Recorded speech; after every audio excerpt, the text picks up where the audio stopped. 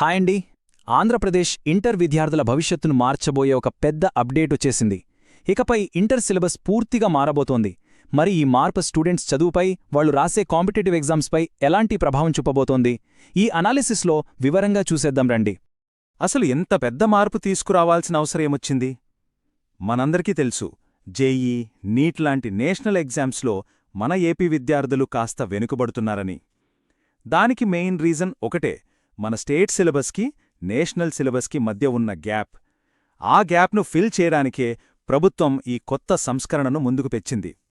ఈ సమస్యకు సొల్యూషన్గా ప్రభుత్వం ఒకే ఒక్క దారిని ఎంచుకుంది. అదేంటంటే సిలబస్ను కంప్లీట్గా మార్చేయడం.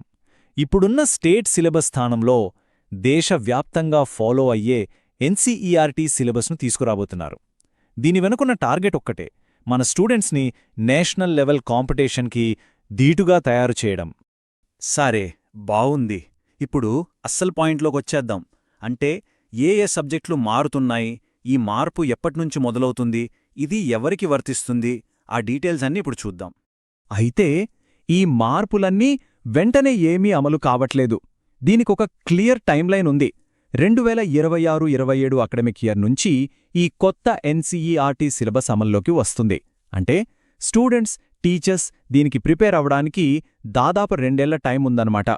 ఈ మార్పు మొట్టమొదటగా ఇంటర్ సెకండ్ ఇయర్ స్టూడెంట్స్కు వర్తిస్తుంది. అంటే 2026-27లో సెకండ్ ఇయర్లోకి అడుగుపెట్టే బ్యాచ్ పూర్తిగా కొత్త ఎన్సీఈఆర్టీ సిలబస్ను చదవబోయే ఫస్ట్ బ్యాచ్ అవుతుందన్నమాట. మరీ ముఖ్యంగా సైన్స్ గ్రూప్స్ మీద ఈ మార్పు ప్రభావం బాగానే ఉండబోతుంది. మ్యాథ్స్, ఫిజిక్స్, కెమిస్ట్రీ సిలబస్లన్నీ మారనున్నాయి. అయితే వీటన్నింటికంటే ఒక పెద్ద చేంజ్ రాబోతోంది.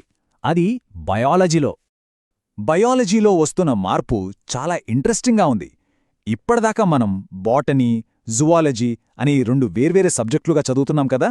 కాని ఇకపై కొత్త ఎన్సీఈఆర్టీ సిస్టంలో ఈ రెండింటినీ కలిపేసి బయాలజీ అని ఒకే ఒక్క ఇంటిగ్రేటెడ్ సబ్జెక్టుగా మార్చేస్తున్నారన్నమాట. అయితే ఈ మార్పులు కేవలం సైన్స్కే పరిమితమనుకుంటే పొరపాటే. ఆర్ట్స్ గ్రూప్లోని సివిక్స్, ఎకానమిక్స్, కామర్స్, హిస్టరీ సబ్జెక్టులు, అలాగే ఇంగ్లీష్, తెలుగు, ఉర్దూ, సంస్కృతం, హిందీ వంటి లాంగ్వేజెస్ సిలబస్లు కూడా ఎన్సీఆర్టీకి తగ్గట్టుగా మారనున్నాయి. అంటే ఓవరాల్గా ఇది అన్ని గ్రూప్ల స్టూడెంట్స్పై ఎఫెక్ట్ చూపించే మార్పు అని చెప్పుకోవచ్చు. అంతేకాదండోయ్, ఇంతకుముందు ఫస్ట్ ఇయర్లో మార్చకుండా వదిలేసిన కొన్ని సబ్జెక్ట్స్ ఉన్నాయి కదా, ఆ 5 సబ్జెక్టులను కూడా ఇదే 2026-27 విద్యా సంవత్సరం నుంచే అప్డేట్ చేయబోతున్నారు. సో దీంతో ఇంటర్ సిలబస్ మొత్తం ఎన్సీఆర్టీకి సింక్ అయిపోతుంది. సరే, ఇన్ని మార్పులు చూసాం. కాని అసలు ప్రశ్నేంటంటే, దీనివల్ల మన స్టూడెంట్స్కి లాభమేంటి? వాళ్లకు ఎలాంటి బెనిఫిట్స్ ఉంటాయి? ఇప్పుడు అది చూద్దాం. అన్నింటికంటే పెద్ద అడ్వాంటేజ్ ఇదే. జేఈఈ, నీట్ లాంటి నేషనల్ లెవెల్ ఎంట్రన్స్ ఎగ్జామ్స్ అన్నీ ఎన్సీఈఆర్టీ సిలబస్ బేస్ చేసుకునే ఉంటాయి. అంటే ఇకపై మన స్టూడెంట్స్ స్పెషల్ కోచింగ్ సెంటర్ల మీద ఆధారపడాల్సిన అవసరం చాలా వరకు తగ్గుతుంది. వాళ్ల కాలేజీ పాఠాలతోనే నేషనల్ ఎగ్జామ్స్కి ఫుల్గా ప్రిపేర్ అయిపోవచ్చు.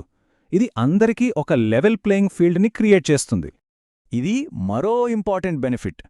మన స్టూడెంట్స్ హైయర్ స్టడీస్ కోసం ఢిల్లీకో, ముంబైకో లేదా వేరే ఏ రాష్ట్రానికైనా వెళ్ళినప్పుడు సిలబస్లో తేడాల వల్ల ఇబ్బంది పడాల్సిన అవసరం ఇకపై ఉండదు. దేశమంతటా ఒకే సిలబస్ ఉండటం వల్ల వాళ్ళు ఎక్కడికైనా చాలా ఈజీగా అడ్జస్ట్ అయిపోగలరు. ఇక బయాలజీ మార్పు వల్ల వచ్చే బెనిఫిట్ ఏంటో చూద్దాం. బాటనీ, జువాలజీలను వేర్వేరుగా కాకుండా కలిపి చదవటం వల్ల స్టూడెంట్స్కి సబ్జెక్ట్పై ఒక హోలిస్టిక్ అండర్స్టాండింగ్ వస్తుంది. టాపిక్స్ మధ్య కనెక్షన్ బాగా అర్థమవుతుంది. నీట్ లాంటి ఎగ్జామ్స్లో ఇప్పుడు డైరెక్ట్ క్వశ్చన్స్ కంటే కాన్సెప్ట్ ఓరియంటెడ్ క్వశ్చన్స్ ఎక్కువగా అడుగుతున్నారు. ఈ కొత్త పద్ధతి అలాంటి ప్రశ్నలకు ఆన్సర్ చేయడానికి చాలా హెల్ప్ అవుతుంది. అయితే ఇంత పెద్ద మార్పు వస్తున్నప్పుడు దానికి తగ్గట్టుగా ప్రిపేర్ అవ్వటం చాలా ముఖ్యం కదా. మరి స్టూడెంట్స్, టీచర్స్ ఈ కొత్త సిస్టమ్కి ఎలా రెడీ అవ్వాలి? కొన్ని టిప్స్ చూద్దాం. ఈ మార్పు 2026-27లో స్టార్ట్ అవుతుంది కాబట్టి ప్రస్తుతం 10th క్లాస్ చదువుతున్న స్టూడెంట్సే ఈ కొత్త సిలబస్ని చదివే ఫస్ట్ బ్యాచ్. సో వాళ్ళు ఇప్పటినుంచే ఎన్సీఈఆర్టీ బుక్స్ మీద కొంచెం ఫోకస్ పెడితే చాలా మంచిది. స్టూడెంట్స్తో పాటు టీచర్లు కూడా కొత్త టీచింగ్ మెథడ్స్ని నేర్చుకోవాలి. మారిన సిలబస్కి తగ్గట్టుగా అప్డేట్ అవ్వాలి. ఓకే, ఫైనల్గా ఈ మార్పు వెనకున్న అసలు ఉద్దేశమేంటి?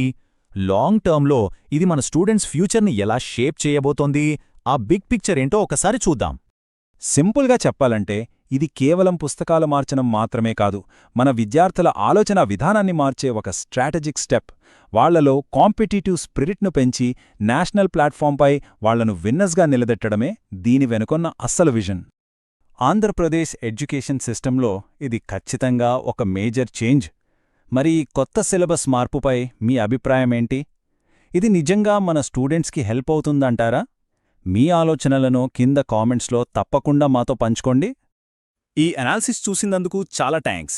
ఎడ్యుకేషన్కి సంబంధించిన ఇలాంటి మరిన్ని ఇన్ఫర్మేటివ్ అప్డేట్స్ కోసం